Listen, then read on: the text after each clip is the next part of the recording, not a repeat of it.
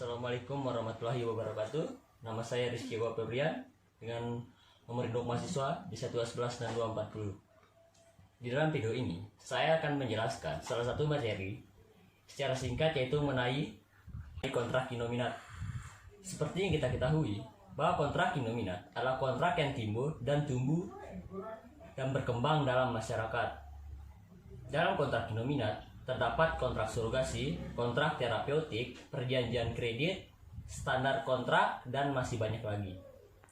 Dalam video ini, saya akan lebih memfokuskan mengenai bahasan tentang kontrak surogasi. Sebelumnya, saya akan menjelaskan latar belakang timbulnya kontrak surogasi. Jadi adanya kontrak surogasi ini dilatar belakangi oleh program fertilisasi in vitro. Maksudnya adalah di mana sperma dan ovum dari pasangan suami istri yang kemudian embrionya dipindahkan ke dalam rahim ibu pengganti atau disebut dengan surrogate mother. Jadi di sini kontrak surogasi akan muncul karena adanya perjanjian yang dibuat antara orang tua pemesan dengan surrogate mother. Dalam surrogate mother akan mengandung dan melahirkan atau menyerahkan anak tersebut kepada orang tua pemesan setelah anak tersebut lahir. Sedangkan orang tua pemesan dalam hal ini berkewajiban untuk menanggung semua biaya yang timbul pada masa mengandung dan melahirkan. Orang tua pemesan akan menerima bayi yang dilahirkan oleh ibu pengganti sesuai dengan jangka waktu yang telah ditentukan bersama. Hal inilah yang melatar belakangi adanya surogasi. Istilah kontrak surogasi berasal dari bahasa Belanda, yaitu Buyering kontrak, dan dalam bahasa Inggris yang disebut surogasi kontrak. Yang dimaksud dalam kontrak ini adalah bahwa ibu pengganti yang merupakan ibu kandung anak itu selanjutnya akan dipisahkan dengan anaknya untuk selamanya. Istri yang merupakan orang tua pemesan akan mengangkat anak itu dan mengadopsinya, di mana baik istri maupun suami akan dianggap sebagai orang tua secara penuh. Kontrak yang menetapkan praktek inilah yang disebut sebagai kontrak surogasi. Dari penjelasan tersebut, bisa kita simpulkan bahwa kontrak surogasi mengaitkan hubungan antara ibu kandung dengan anaknya dan hubungan antara orang tua pemesan dengan anak yang dipesan. Yang dapat menjadi orang tua pemesan dalam hal ini adalah pasangan suami istri yang telah menikah atau seorang wanita yang belum kawin. Sedangkan yang menjadi ibu pengganti adalah pasangan suami istri yang sah, seorang wanita yang belum kawin maupun seorang nenek.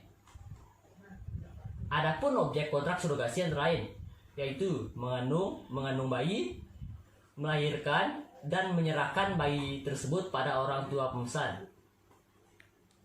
Penyerahan bayi atau dapat dilakukan secara nyata dan yuridis.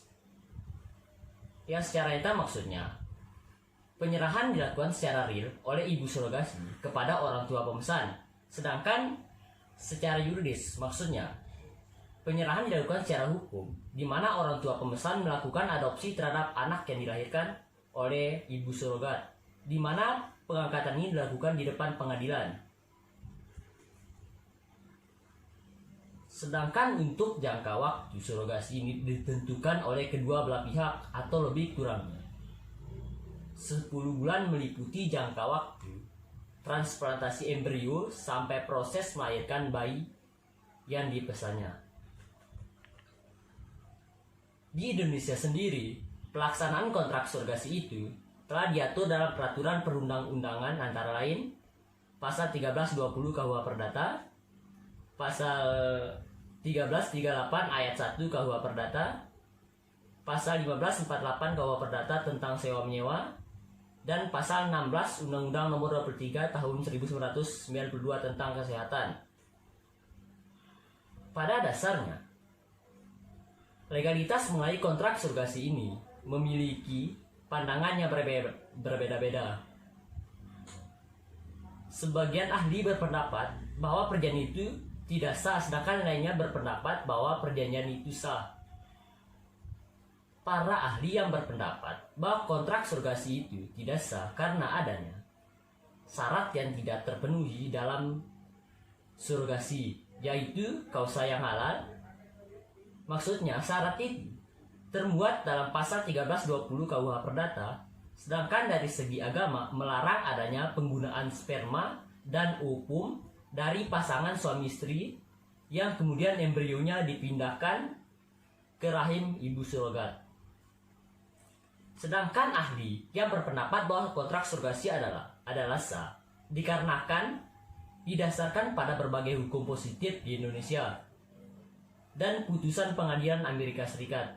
Dalam kontrak surgasi tersebut terdapat dua pihak yang terlibat, yaitu orang tua pemesan dan ibu surrogat, di mana yang menjadi objek dalam kontrak surgasi ini adalah yang pertama menerima embrio, yang kedua mengandung, yang ketiga menjaga janin, yang keempat melahirkan, dan yang kelima menyerahkan anak itu ke orang tua pemesan baik secara nyata maupun yuridis. Pun substansi kontrak surgasi yang meliputi yang pertama para pihak, yaitu Tuan A dan Tuan B. Yang kedua, inseminasi buatan yang digunakan adalah sperma Tuan A. Yang ketiga, ketentuan penyerahan bayi kepada Tuan A. Yang keempat, ketentuan tentang pembayaran, yaitu Tuan A membayar biaya kepada ibu surrogat sejumlah yang telah disepakati setelah bayi dilahirkan. Yang kelima, suami ibu surrogat berjanji melakukan semua tindakan yang diperlukan untuk menolak anggapan dirinya sebagai ayah sesuai dengan undang-undang keturunan. Sedangkan untuk substansi yang harus dimuat dalam kontrak antara ibu surrogat dengan pemesan meliputi yang pertama, kesediaan ibu surrogat untuk menerima inseminasi buatan. Yang kedua, kesiapan ibu surrogat memberi nama kepada bayi yang diperoleh dari orang tua genetis.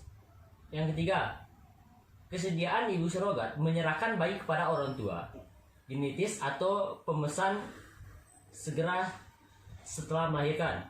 Yang keempat, kesediaan ibu pengganti untuk membantu penuh dalam menyelesaikan dalam prosedur-prosedur hukum keluarga berkaitan status hukum yang diinginkan perubahan nama anak dalam keluarga. Kelima, kesediaan ibu surrogat untuk selama masa kehamilan bertindak baik terhadap janin. Yang keenam, kesediaan orang tua genetik atau pemesan membayar segala biaya selama masa kehamilan dan biaya kelahiran.